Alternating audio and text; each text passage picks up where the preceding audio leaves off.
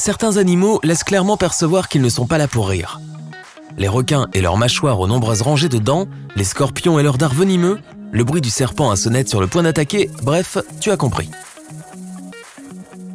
Pourtant, plein de créatures a priori inoffensives font plus de ravages que les animaux les plus effrayants.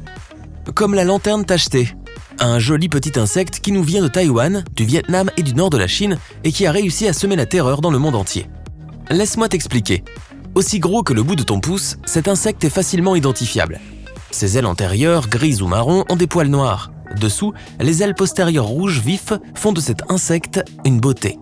Mais ne te laisse pas berner.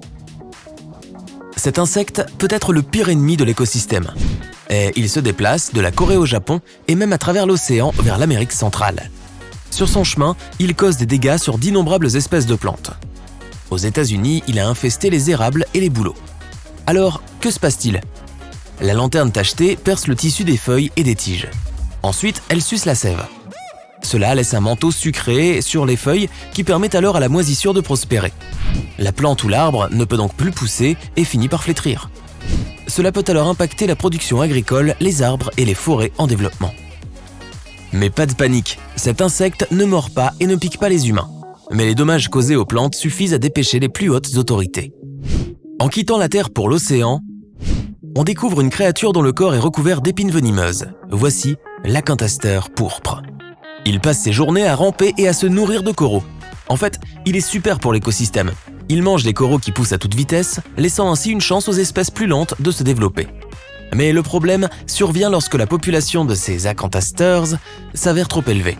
Ils peuvent alors envahir de vastes étendues de coraux. Cette sorte d'étoile de mer est d'ailleurs en partie responsable des énormes pertes de la grande barrière de corail en Australie.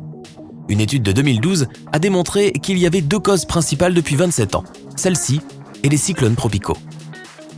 Pire encore, leurs épines produisent une neurotoxine qui provoque une douleur aiguë et qui dure des heures. Si tu touches ou marches sur l'acanthaster par mégarde, les épines peuvent se casser et s'insérer sous ta peau. Il est alors possible qu'une infection et toute une série de problèmes en découlent. Évite cette étoile de mer. Ensuite, nous avons la carpe. Tu connais peut-être la version colorée, la carpe koi. Elles ont été spécialement élevées pour avoir l'air plus vives. Les carpes mangent ce qui se trouve sur le plancher marin. Elles mangent des plantes, des animaux, des algues et d'autres micro-organismes qui vivent dans la vase des rivières et des lacs. Le problème est que leur mode de consommation dégrade la qualité de l'eau. Les carpes déracinent les plantes et troublent l'eau.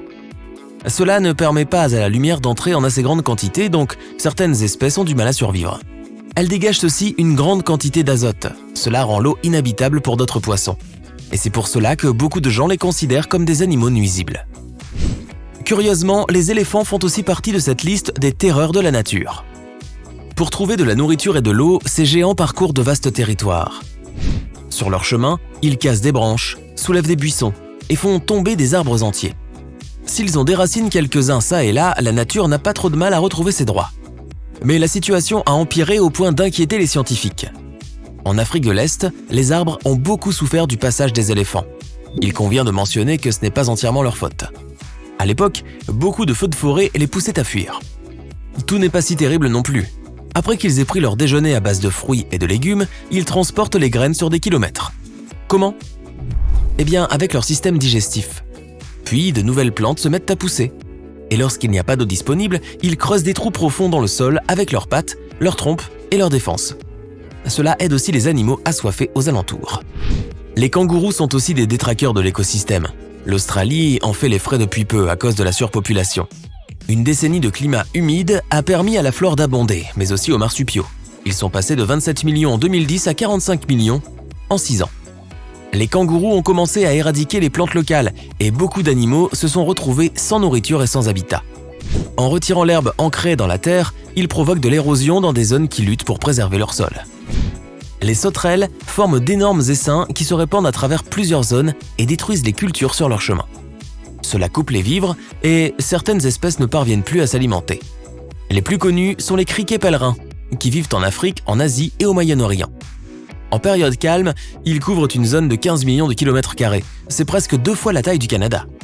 Mais durant les pics de population, ils peuvent recouvrir 1/5 de la planète. Un essaim classique qui noircit le ciel peut mesurer 740 km de long. Il contient 60 millions de criquets, tous les kilomètres environ.